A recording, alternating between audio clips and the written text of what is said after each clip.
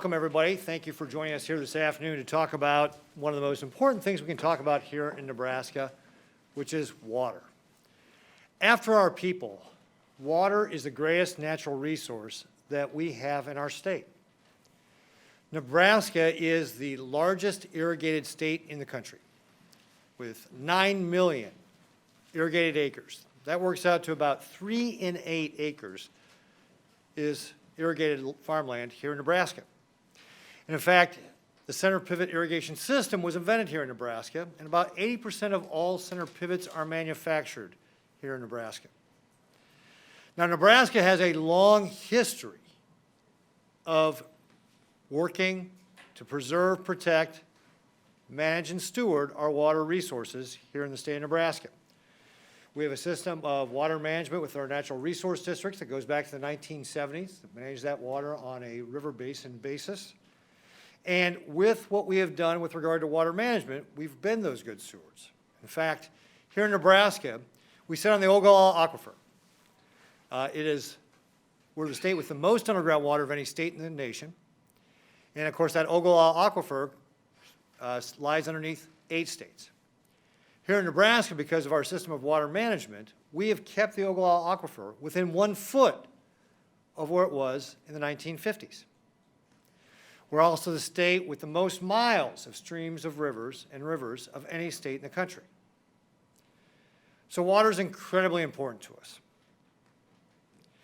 And today we're going to talk about several projects that are going to help ensure that we have access to these water resources for generations to come. Now, the first one I'm going to talk about has to do with the water that is coming into us from Colorado on the South Platte River.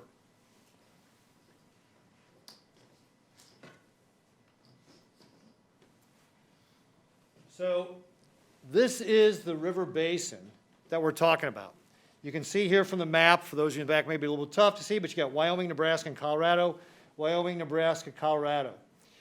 And the South Platte River flows in from the Rocky Mountains through eastern Colorado into western Nebraska.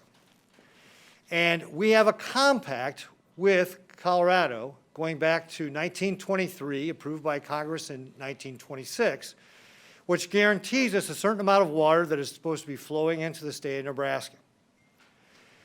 Now, the concern we have is that the water that is coming in here is part of what they're supposed to be delivering. This 120 cubic feet per second during the irrigation season and 500 cubic feet per second during the non-irrigation season. And while we have seen the flows coming through the irrigation season, Colorado has been issuing permits that really has infringed upon this 500 cubic feet per second coming in the non-irrigation system. And indeed, one of the things that we had started as a state back before World War I was developing a canal system from Colorado and the South Platte into Nebraska to a reservoir system. Now that system, that canal and reservoir system was never completed.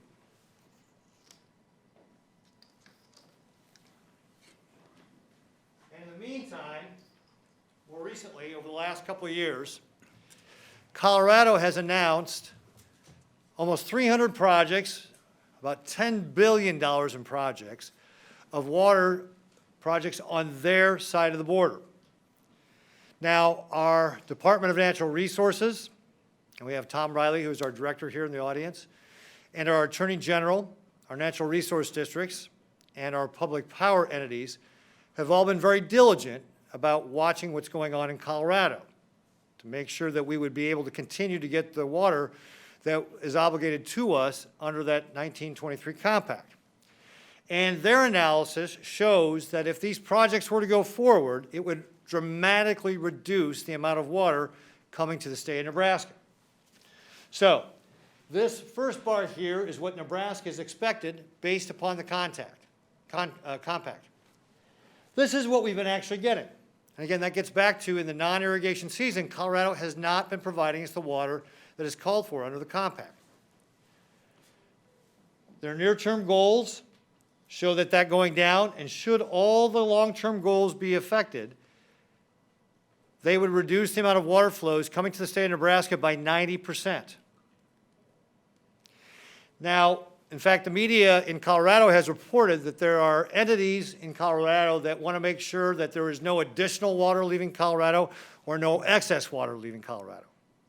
And that's why we are very concerned about what is going to happen with these 300 projects and the flow coming into the state of Nebraska. Now, the good news is we have this compact. And I'm actually going to the next slide here. Because without this compact and our ability to enforce our rights, we would see a dramatic impact upon our state. Think about all the folks who are dependent upon water. Let's start with agriculture. These reduced stream flows are going to have a dramatic impact on our ability to feed the world. How would we be able to continue to irrigate the way we have done and feed the world if our waters was being reduced? So agriculture would be tremendously impacted. We also know that drinking water by municipalities would be impacted, not only in western Nebraska and along the Platte River, but all the way to Lincoln and Omaha. Lincoln and Omaha's water supply would be impacted by this. The ability for us to generate power in our state would also be impacted in two ways. One, cooling water to Gerald Gentleman, our largest power generator in the state, would be impacted. And also our ability to do hydroelectric power would be impacted. And of course, then there would be all the environmental impacts. So you can see here, we have captured all the different entities that are going to be impacted. And of course, this creates additional financial and regulatory hardship for our entities like our NRDs, not only natural resource districts, but all of our farmers and ranchers and local folks. So we tried to capture that right here in this slide, all the folks that are going to be impacted and why we have to take action. As I mentioned, though, we've got this compact, and we have the ability to enforce our rights under this compact. This compact actually gives the state of Nebraska authority over land and water in the state of Colorado. In fact, prior to World War I, a canal was begun.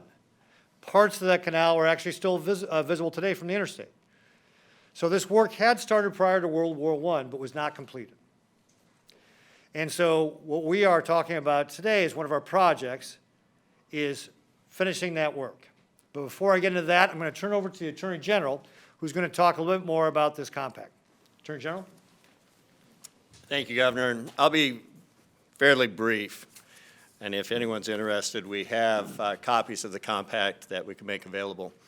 The compact, no one's alive to take this appreciation, but what the Nebraska legislature did back in 1923 to get this compact approved is a vital legal right that now we're in a position to exercise. The compact, I don't think in today's day and age of lawyers it could be done in 6 pages, but it's an excellent compact in the fact that it really clearly sets forth the terms.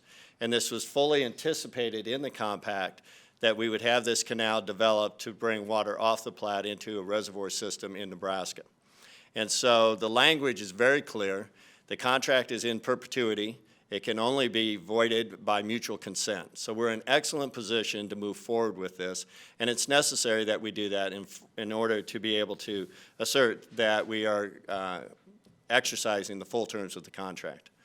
We believe that with the water shortages that Colorado is dealing with and how they've already indicated that they're going to be very aggressive with 300-some projects affecting the South Platte, that it's imperative that we finish this element and then go forward in exercising further rights under the contract. And so I'm appreciative that the state's in a position that we can do what really is something that we've needed to complete for a long time. These compacts are what ensure one of the most vital resources. Obviously, the Platte River impacts this state from the border of Colorado all the way to Omaha in so many different ways, agriculture, water supplies, and so it's critical that we be able to maintain these flows. And so with that, we're simply notifying Colorado today that we're moving forward with this process and completing the terms that we're entitled to complete pursuant to this agreement dating back to 1923. So with that, I'll turn it back to the governor. Thank you very much, Attorney General. So our announcement today is part of our overall program of investment in our natural resources here to make sure we continue to preserve, protect, manage, and be good stewards of those resources. That in my budget recommendation, and we'll have more details on this on Thursday, I'm asking for an appropriation of $500 million to start this project to be able to create a canal and reservoir system to ensure that we will have the water we need for our state for the growth of future generations. And just, I've got one more slide here to kind of show you a little bit. So what we're talking about is, this is some of the work right here around Julesburg, some of the work that had previously been started right here.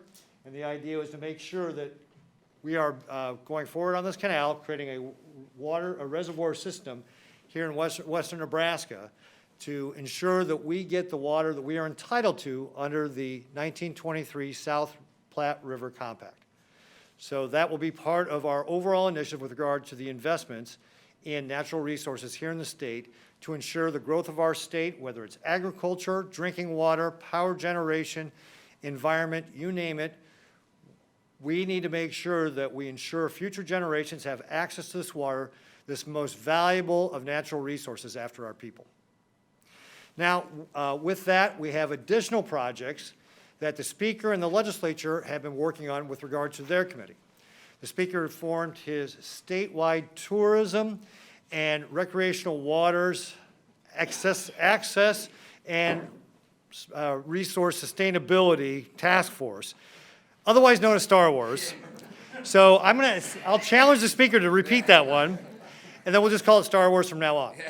But the Speaker and the Legislature have done some important work around the investments that we need to make in our state to continue, again, to be able to grow for the future. And so with that, I'm going to turn it over to the Speaker. Thank you, Governor. I think I've got boards there, so maybe moving. Yes. Got boards on this side. Well, thank you, Governor, for the opportunity to be here. This is a very important day. We're dealing and discussing one of our most important resources in our state. Truly, after people, water is one of the most important assets that we have here in Nebraska.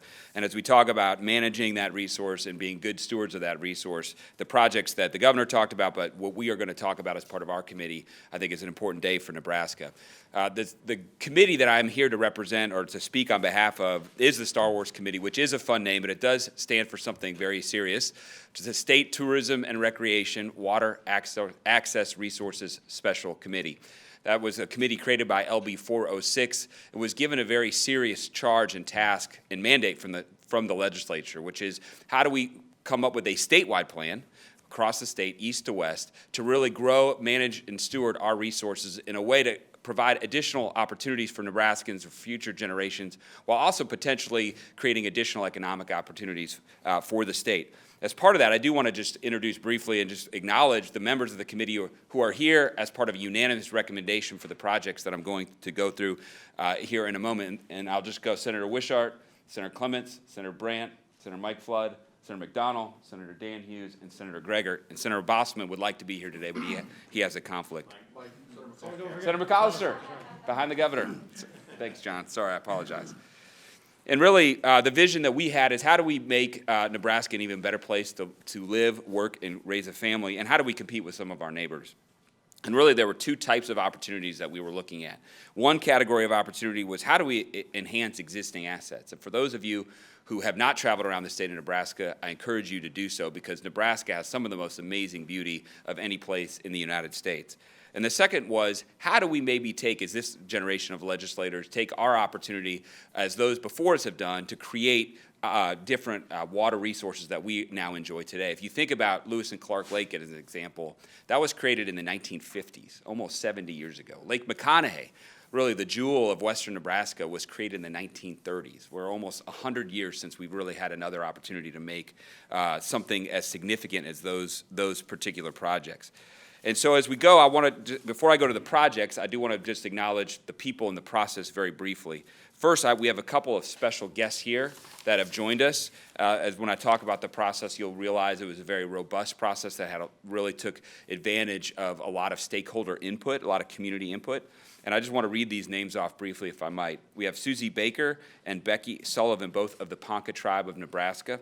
We have Kelly Hanvey from the Knox County Economic Development. Joni Stark from the Village Chair of Niobrara. We also have Tim McCoy, our new Director for Game and Parks, as well as Ken Shills, who's a member of the Lake Makane Advisory Committee, as well as the Keith County Area Development Organization. The legislature tasked us with looking at 3 particular places. One was the Keith County area around Lake Makane. The second was in Knox County, which is the home of Niobrara State Park, as you know, as well as Lewis and Clark Lake, as well as the Lower Platte region, and that's what we did. Our process was very robust, as I mentioned. We started immediately after signing die from the 2021 session. We brought in our partner, HDR, 2 members of which are here today, John Engel and Doug Bassan, 2 individuals who've done yeoman's work, incredible work getting us ready just for this moment. We sprinted over the last 6 months to get here to you today. We had multiple meetings on the ground. We had hearings in each of those areas. We had visioning sessions, week-long listening sessions. Truly, we had stakeholder input in each one of those communities. We've also met with other stakeholders, such as MUD, the City of Lincoln. We know our water resources are incredibly critical to the state, and even if they weren't the subject area of our particular focus, we wanted to make sure whatever we might propose to the legislature reflected our good citizenship and our efforts to have winning solutions for the entire state. With that, I will go through each of the projects, and I have boards here. The members of the committee have seen all of these, and I'll just walk through these briefly. After we go through, we will have press packets that will have all of these, what you see here. So now you can't see everything as well, perhaps, from afar. I'll try to describe it as best I can. We'll start with Keith County. Keith County, as you know, is home of Lake Makane, the #1 tourist destination in the state of Nebraska. Almost 2 million people come and visit Lake Makane every year. It is an incredible resource in western Nebraska. The vast majority of those visitors, by the way, come from other states like Colorado. Incredibly, in Lake Makane, which is primarily, of course, a reservoir that helps support irrigation in western Nebraska. That's its primary purpose, but it is used by those 2 million visitors for recreational purposes as well. Incredibly, in Lake Makane, there is actually no marina. In order to access the lake, it is a very cumbersome one-off. They have tractors that can pull boats to get access to the lake, and there is no marina at Lake Makane, which is pretty incredible given the size and importance. And so the first project for Keith County, really the primary jewel that we think will catalyze a lot of economic development, is a marina project in Lake Makane. Now, one of the reasons it's difficult to have a marina and why there hasn't been one in the past is because of the water fluctuation that can happen at Lake Makane. As you may know, it can fluctuate up to 60 or 65 feet. But this is a resilient design, or it's a resilient project that will allow permanent access to the lake. And as part of this proposal, we also have a number of additional amenities surrounding it, which will be described in the packet. In addition, there's 2 other smaller projects that I just want to flag. One of our tasks was to look at Keith Makane in regard to public safety. And part of the roads infrastructure around the lake is actually does not fully optimize our opportunities for public safety. And so part of the proposal is also to add some additional turning lanes and widen some lanes and some shoulders to allow first responders to be able to access the lake. For those of you who have traveled in the high season, it can be the traffic can be pretty significant in Lake Makane. And last, we have a monument sort of grand entrance. One of the things we saw, at least in Lake Makane, and what we heard from the community was the need for more placemaking, for sort of that awe factor when you come to Lake Makane. And so one of the proposals as well is to create that in Keith County. This is probably the #1 thing we heard from residents in the Oglala area. So thank you. We'll turn to Knox County now. So we went to 2 different areas in Knox County. We went to Niobrara State Park. And for those of you who have not been to Niobrara State Park, I would encourage everyone to go and have your first day at Niobrara State Park and your second day at Lewis and Clark. It is some of the most gorgeous vistas in the entire state of Nebraska. We actually had at Niobrara State Park our hearing right overlooking the river, and it was awe-inspiring. It was gorgeous. It truly was like a painting. And we have two different projects, sets of projects, one on the eastern part for the lake and then one on the Niobrara State Park. The first one, which is a smaller one, is just for a boat access facility. There was one for the river before, but it was destroyed during the 2019 flood. There's world-class hunting and fishing opportunities in northeast Nebraska, and by replacing that facility, it opens up access for those individuals, many of whom come from out of state, to be able to take advantage of our hunting and fishing resources here. Secondly, at Niobrara State Park, we're looking at we're proposing a center and lodge. If you think maybe a smaller version of Lead Lodge, if you've been to Nebraska City, something that could allow Nebraskans to come and take advantage of the vistas and the beauty, and maybe in a conference setting or an event or wedding or the like, as well as a small lodge there so people can stay overnight. One of the things that we saw in the Niobrara area was the lack of hotel rooms for visitors who wanted to come either hunt, fish, or recreate. That was in the Niobrara State Park. And then the second, on Lewis and Clark Lake, if you have spent time in Lewis and Clark, there is a small marina there. It has 114 slips. It borders the lake. Lewis and Clark borders South Dakota, has the other side of the lake. And South Dakota is out-competing Nebraska when it comes to marina and amenities. Our marina it's a very good facility, but it's limited to 114 slips, or 121 slips, I'm sorry. The testimony that we heard from those in the area was that the wait list was incredibly long. It took years to be able to even move up the wait list, so much so that people would just drop off because they might wait 10 years and never have the opportunity to access the lake. What we are proposing is a significant expansion to the marina and the amenities around the marina to over 600 slips, so almost a 5 times increase over what we currently have now, which we think will allow our state to compete even more with South Dakota. That region, including the South Dakota side, gets about 2 million visitors a year, and there are maybe 300,000 to 400,000 who come just to the Nebraska side, so we think that's an opportunity as well. And again, all of these were ones that we heard. These were probably the #1 things we heard from community stakeholders. One of our charges as we turn to the lower Platte was flood control. And as the 2019 floods remind us, that's a significant issue all around the state, and it certainly is on the lower Platte. There's 2 flood control projects, and here I need to underline the work of Senator Bosselman, who represents District 23 in this area in Saunders County. We went on a tour with the local NRD and got a view of the damage that was sustained in these areas and talked through the projects that they could undertake. One of them that we're proposing is a levee build up near Schuyler. So there was actually a jetty there during the flood. This got overrun and it threatened the town of Schuyler. So the first thing we're proposing is additional flood control there. And this is the Wahoo Creek watershed, and we're proposing a series of upriver dams, upstream dams that will help control flows in those kind of flood conditions and help protect the towns of Wahoo, Ithaca, Memphis, and Ashland as well. The last one that we have is really one that I think is very exciting. I think could offer an incredible opportunity to impact Nebraska. And this is what you see here in front of you is a proposed reservoir between Lincoln and Omaha. Now, to give you a little bit of context, and for those of you in the front row, you probably can see, but in the back you can't. This says proposed 4,000 acre lake. So to give you some context, as we think about competing with other states, Lake Okoboji, who probably many of you you've gone to that lake, I certainly have when I was growing up in Nebraska, is approximately 3,600 acres, surface acres in size. This is what we have envisioned here is approximately 4,000 acres in size. Now, when we took on this challenge and the mandate from the legislature, I want to emphasize this was very important. We were not to explore any damming of the Platte. That was one of the mandates, and we could not impact in any way both Ashland as well as the community surrounding Ashland or any of the economic development surrounding Ashland. In addition, we are trying to help support some of the water flows that go into the Lincoln water supply through the Platte and not negatively impact them as well, or MUD or other users who draw from the Platte. We believe that there is an opportunity to build a reservoir of this size that will do all of those things, that will add economic opportunity for our state, help us control more of our own water, sustain more of our own water, while not in any way impacting Ashland and the surrounding communities. And in fact, we think will ultimately only improve the economic opportunity in those areas. The last thing I would say, these are the projects. We did an economic analysis of these projects. Our projection is that The reservoir on its own would be just the construction and the use of the recreational components, not including any of the development that might go on around it. By the way, through a public-private partnership, would have over a $5 billion impact to the state of Nebraska, economic impact, and a yearly impact of over $150 million for all these projects combined.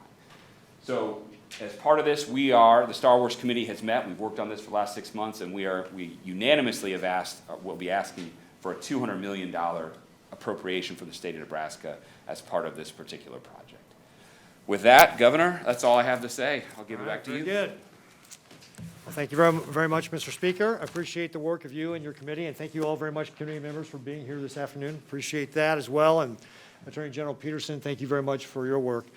Again, as we talked about, after our people, water is the most important natural resource we have here in our state.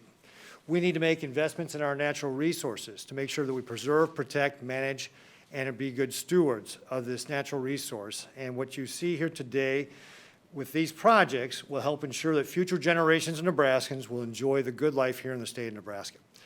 So with that, I'll go ahead and open it up to questions and answers. I note again, we got Tom Riley, who's the Director of the Department of Natural Resources here in the front row, that can answer some more specific questions with regard to the Perkins County Canal project, as well as Attorney General Peterson, and then anything for the Star Wars we'll direct to the Speaker.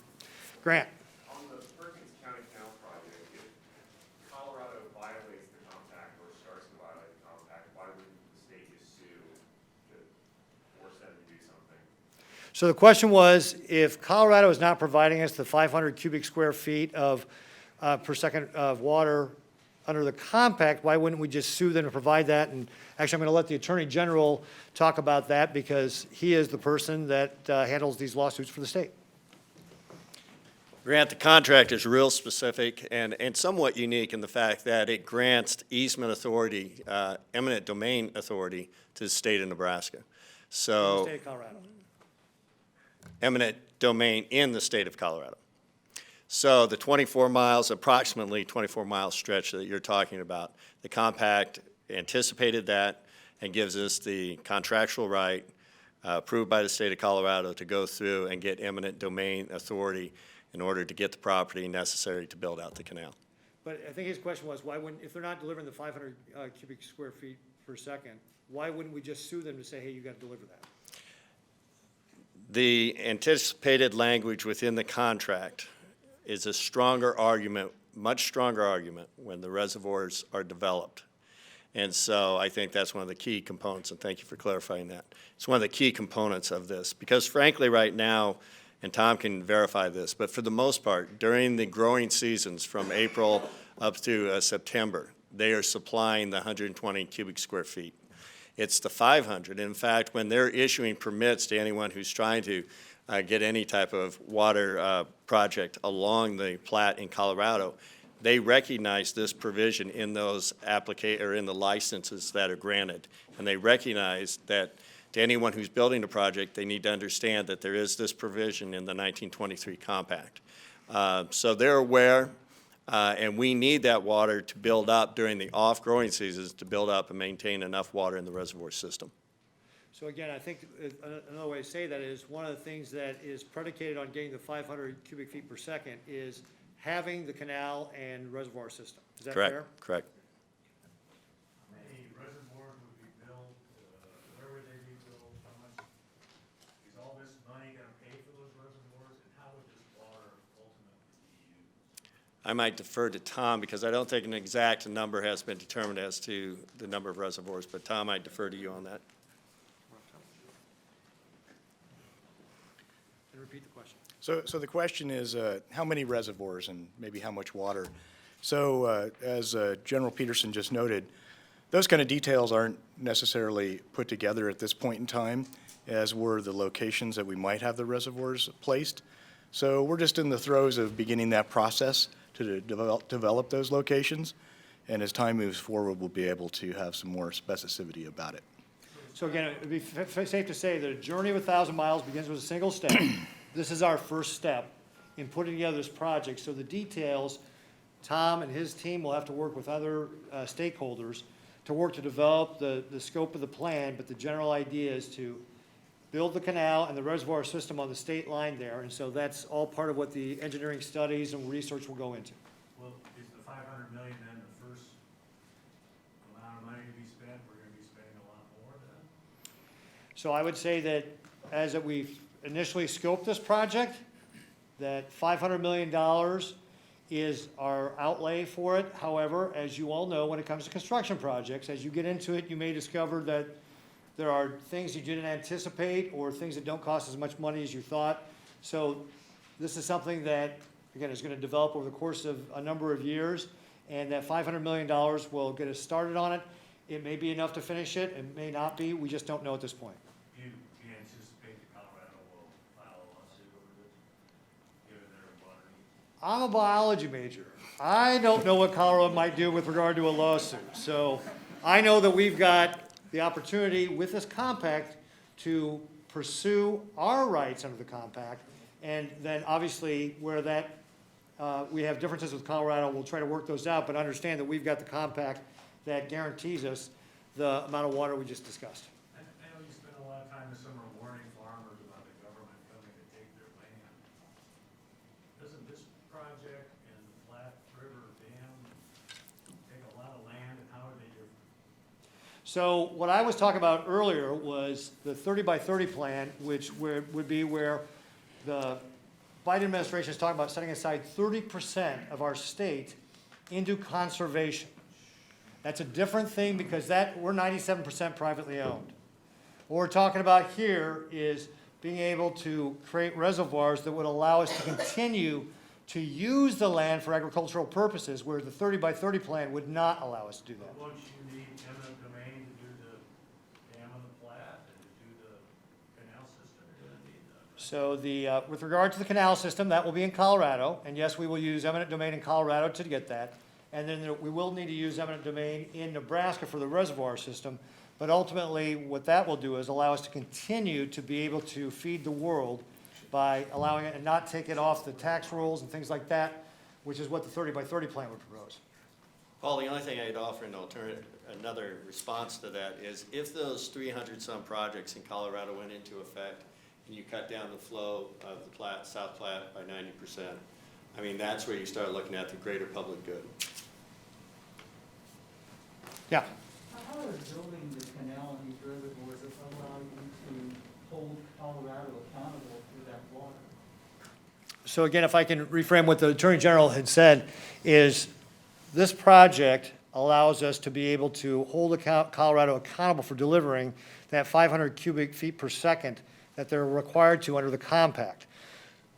By having the canal and reservoir system in place, which is what the compact anticipated, we will have a much stronger case to Colorado to say, hey, you need to deliver these waters. We don't have the system right now to monitor how much is flowing. Well, I was going to say, so again, it gets back to what the compact anticipated was building the canal and the reservoir system as part of the delivery of the 500 cubic feet per second. So it goes together. Go ahead. Yeah, I was just going to say, the problem, Andrew, is that with 120 during growing season, that has not been a significant issue, as I understand it, Tom. That's correct. And we're constantly measuring. What they're saying is when they grant permits to projects in Colorado along the river, because the reservoir is not built, they seem to act as if that is not as important to comply with. And the argument would be, well, you suffer no harm because the intended reservoir system was never developed. It needs to be developed, particularly in light of what they anticipate doing.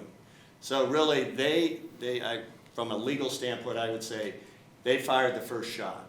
And when they started indicating that they were going to be taking this amount of water out of that river, it became critical that we develop the reservoir system so that we get the 500 gallons during the off-season to develop the water supply within that reservoir. Have there been any conversations since they fired the first shot, talking to their governor or any officials in Colorado about them not doing that? I've spoken with the Attorney General, and Yeah, so I've spoken with Governor Polis. The AG has spoken with the Attorney General with regard to this project, and Director Riley here will reach out to the Colorado officials to talk about the details of the plan as we move forward. What did they say when you talked to them? they replied. Yeah. Yes, I would say that applied. Good. In short. Who's this third state, and have you talked to that third state about whether they get the amount of water? But they're also. So actually, Andrew, while the river, the South Platte River Basin includes Wyoming, they're not part of the compact, so I don't think, you shouldn't get confused with Wyoming being a part of this. I believe the compact says Nebraska's entitled to 500 cubic feet per second after Colorado gets 35,000 acre feet. Are they getting that? Victor Riley? So, thanks for that question, Fred. So repeat the question. The question is, after our 500 CFS, which really we're not entitled to until we build the canal, just to be clear about the specificity in the compact on that, there is a provision that allows Colorado to have 35,000 acre feet of storage available to them. And it remains to be seen if they've already done that with some of their existing projects. So that's something that we'll be talking with the state engineer and those in Colorado about. Don, you have a question? Governor, do you support the Star Wars projects? So with regard to, we're presenting all these at the same time because we're all on the board about investing in our water infrastructure here in the state. And I would say for the details with regard to my budget, stay tuned for Thursday. Yeah. How long is the canal? Approximately 24 miles. 24 miles? Yeah, it's about, in Colorado, would be 24 miles or so. The details of what it would look like in Nebraska, that's the piece, as the governor noted, that we're just starting on and don't have that kind of specific. Yeah. Other questions? I'm sorry, over here, and Grant? For both these projects, where is the money coming from? Is this ARPA dollars, is this general fund money, some other source? So with regard to the 500 million that we're asking for with regard to the Perkins County Canal, plus the $200 million for the Star Wars project, Grant, I would say stay tuned for Thursday in my budget recommendation. Quick question. Yep. Oh. The lower Platte River corridor that was presented, you know, there was a previous plan that might have impacted Ashland. How is this one different in that it will not impact Ashland negatively? So the question is, how is this plan different from previous plans that might have impacted Ashland? Primarily goes to what Paul was touching on a second ago. Those previous plans dealt with damming the Platte, which then would negatively and adversely affect the town of Ashland. What we're looking at is not as a reservoir built not by damming but through digging, which can be placed in a way that would not impact Ashland. Where is it? There are locations that will work, that we've identified that we think will work. I don't want you to tell you because, Fred, you might go and try to buy the land there, and then all of a sudden the prices go. Is it fair enough to say, though, that we need to get the appropriation and start the engineering studies that would then allow us to be able to move forward? Right. We've taken a couple steps down the journey, but the next steps would be appropriate dollars to be able to identify the land, acquire the land, and then do all the various studies that go with that. Paul? Omaha's been trying to build a recreational reservoir for years. They always ran into opposition from farm groups that didn't want their land taken. What makes you think farmers will willingly give up this land for this project? Yeah, so, Speaker, I'll let you. Yeah, so the question is, what makes us think that farmers would be willing to give up the land for this particular project? Well, I will say one thing, this is the furthest the legislature's ever gotten in this project. I will tell you, or a proposal like this, the people behind me are a pretty good reflection of the strength of this proposal, one that has taken into account stakeholders and their concerns. I've got a number of members in the legislature, including Senator Clements and Senator Wasserman, who represent this particular area, who have been a voice for the concerns. They've been outstanding advocates for people just like that, and we've tried to address at every turn, Paul, those particular concerns. We also think that a lot of this land, given where we've potentially identified it, could be acquired through purchasing the land. Yes. Yeah, Andrew. Well, why do we need a project like this in the grand Think it's scheme of yours. things for retention and economic development? Well, that's a good, so the question was, why would we need something like this for retention and development? I think the answer, well, first, I think it's managing and being good stewards of our water by preserving this through a reservoir. I think that's really important and not to get lost as part of this? Well, we know, think about the existing water projects that we have in the state of Nebraska, and what would a world look like without a Lake Makane or without a Lewis and Clark, or even some other recreational opportunities where people can enjoy nature, such as Mahoney. I mean, those have benefited millions of people and helped the stickiness of our workforce and families here in Nebraska. Having something like this between our two biggest metro areas, especially in a world now influenced by COVID, where people are rethinking where they want to live and work and where they can raise a family and they can work anywhere, why not here? And around the beauty of a potential reservoir like this located where it is. I'll tell you anecdotally, when we were in Lake Makane, we met several of people who had moved from California and from Colorado to live at the lake. They could work remotely, and they were just struck by the beauty that was offered by Lake Makane. So I think all of that points to a potentially very significant economic impact and stickiness here in the eastern side of the state. Lincoln drinking water?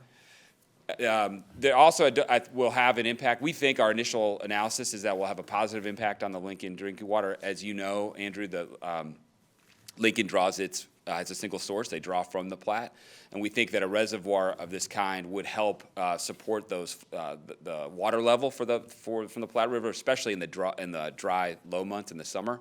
Would provide another source where when the Platte gets lower, some of that water would come out of the reservoir to support water in Lincoln. Would the water in the South Platte canal and reservoir system be envisioned for new uses like expanded irrigation or retiming the flows into the Platte for endangered species, or is it purely defensive to keep Colorado from taking? Well, I think with regard to the compact, we want to make sure what we are entitled to if we fulfill the terms of the compact, as Director Riley was talking about, and that would support all the uses I was talking about before, whether it's agricultural. But again, think about this, Fred. If Colorado reduces the water flows from the South Platte River by 90% to us, that potentially impacts the drinking water here in Lincoln. So while we have the opportunity to continue to make sure we can be the largest irrigated state in the country by protecting our rights with regard to this compact, it also ensures that the downstream users, like Lincoln, like Omaha, like Gerald Gentleman, all the environmental impacts, are not going to be impacted. So I think there's aspects of both, Fred. When you talk about, is this something that we can continue to make sure we irrigate? Yes, but it also prevents all the damaging effects that would happen if they reduce those flows by 90%. And is there enough water in the river now? In recent years, the average has been more like 250 cubic feet per second rather than 500. So can you even get what the compact is? So with regard to, Fred's question is, is there enough water there? And certainly the water varies, by time of year and by year to year. One of the things we want to make sure is that we are getting what we are entitled to under the compact, but also just broadly speaking, when we're talking about all these projects put together, and Tom, you can check me on my numbers here, but roughly about 2 million acre feet of water come into our state in a given year and about 8 million acres leave. We need to make sure that we are obligating that water here in the state of Nebraska before somebody else obligates it for us. And that is also part of the reason, again, for this Perkin County Canal, to make sure we are getting the obligation for the state of Nebraska before somebody takes that obligation away from us. Maybe this is a question for Tom, but at least one of those Colorado projects, a big one that Denver is proposing right now, they say there's no consumptive use. It's just taking the water out and letting it filter back in. Are you saying that the others are consumptive use? So because we haven't initiated the construction of this canal in the winter months. Maybe repeat the question again. And so the question that Mr. Knapp asked is, Colorado's projects suggest that there's no consumption of the water, that it all comes back in. But it's really about timing of the water, and that the water that they do offset with a depletion from a summer month, they use and offset that during the winter month.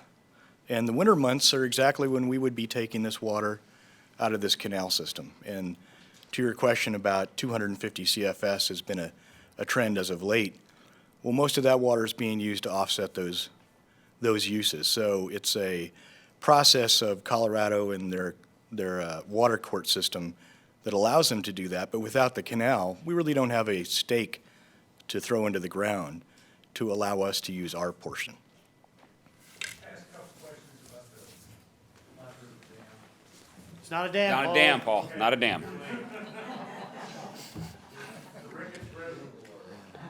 Hey, this is the speaker in his group. This is the speaker in his group. We wanted to name it Lake Mike after Senator McDonald, but How deep would this be? Can you say generally where this is gonna be? Is it gonna be west of Interstate 80? well, there's a number of, the question is what can I generally describe about the physical features of where it might be located? Is that fair, Paul? So first, depth, we're projecting maybe 30 to 35 feet deep, and roughly located within the Platte River corridor, whether it's north of the interstate or south. I don't want to get too much in those details. There might be some additional locations, but it would be roughly equidistant between Lincoln and Omaha. Do you envision taking, there's a lot of cabins along there, do you envision taking any of those cabins to the project? Well, first, we don't want to take anything. The question is, do we envision taking any cabins? We don't want to take anything.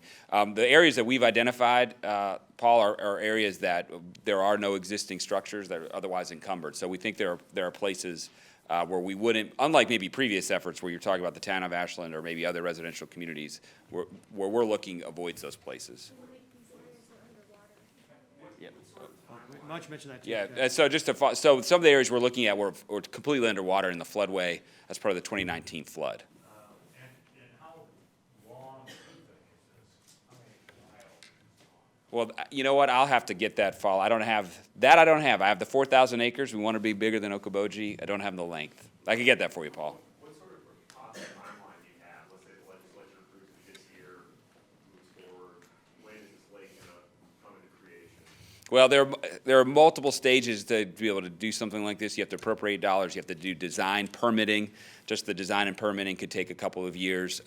You know, my experience in the legislature, my approach is always to do things more quickly, and that's part of the reason we're doing the South Beltway now in just a couple years versus 9 or 10. So we'll look for any way to shorten that.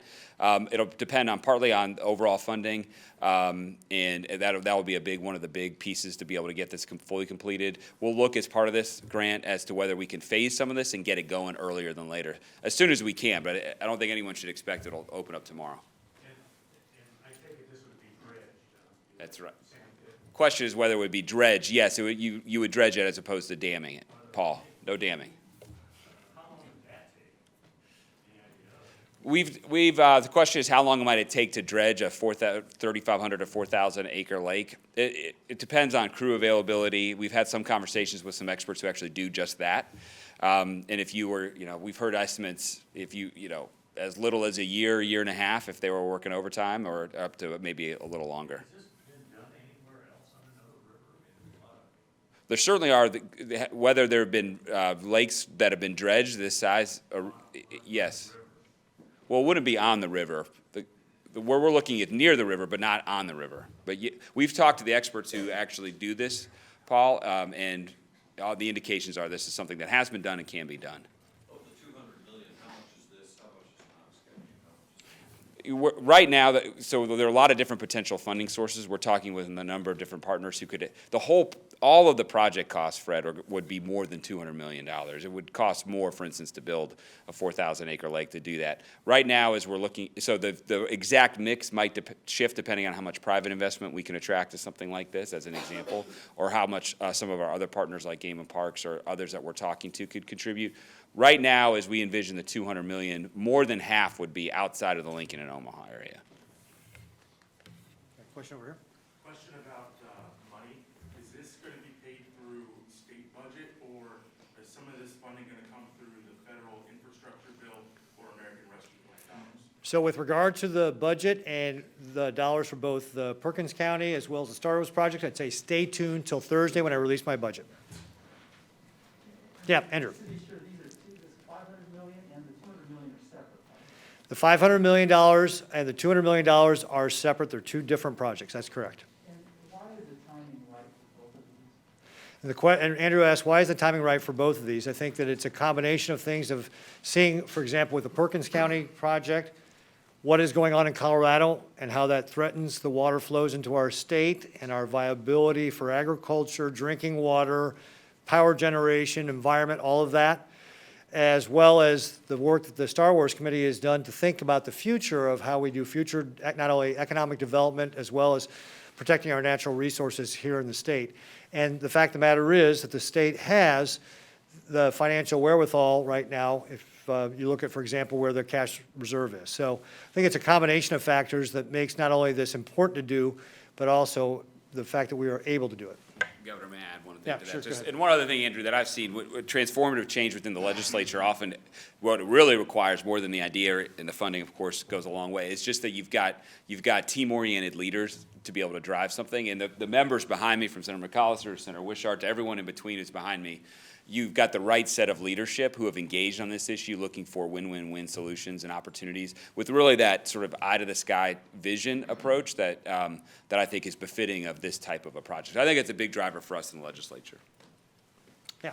So, Speaker, speaking to the Knox County project specifically, the Niobrara State Park area is beautiful. It's pretty remote. What was the need and the interest demonstrated for a lodge in the center there? Yeah, well, we're in the process of actually working through a feasibility study to make sure that if we can do this project, that we will have the right traffic and economic impact that we think. So there is, of course, already the Niobrara State Park, and they get well over 100,000 visitors per year to that particular area. So we thought, given its location, its proximity to Lewis and Clark Lake, assumptions that we're going to vet with a feasibility study, that would be a good draw. Now, we don't want to overbuild it, certainly, and have, a 300 or 400 room facility, but we're looking at something a little bit smaller and more appropriate for the location. Is there a timeline for any of those projects?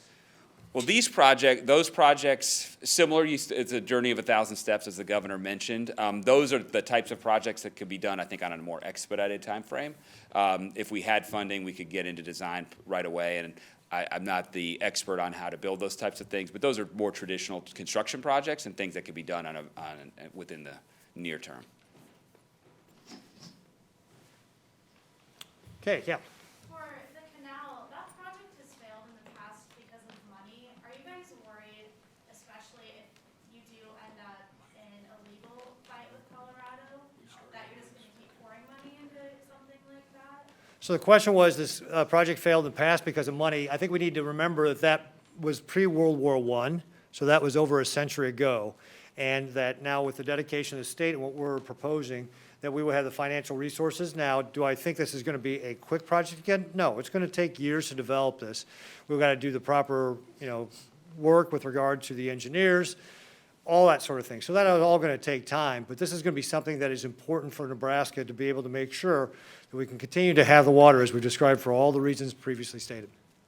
The other thing I'd say to that is, in light of what we see going on in Colorado and what they anticipate doing, there's just no way we can sit on our hands. So we're going to have to go one last question. Wouldn't it be cheaper just to renegotiate the compact? So Paul's question is, wouldn't it be cheaper just to renegotiate the compact? And again, I think it gets back to, we're an agricultural state. With regard to water, we need to have the water. With regard to drinking water in Lincoln, we need to have it. We have a compact that guarantees that if we do things like build this canal and develop this reservoir system.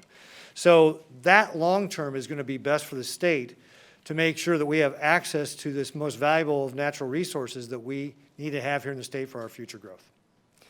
Well, again, folks, thanks very much. Appreciate everybody coming by this afternoon. I want to thank again the members of the Star Wars Committee for being here today. Thank the Speaker, thank the Attorney General. And I would say, everybody, again, stay tuned for the State of the State on Thursday. We'll be talking more about the specifics with regard to the appropriations. Have a good one.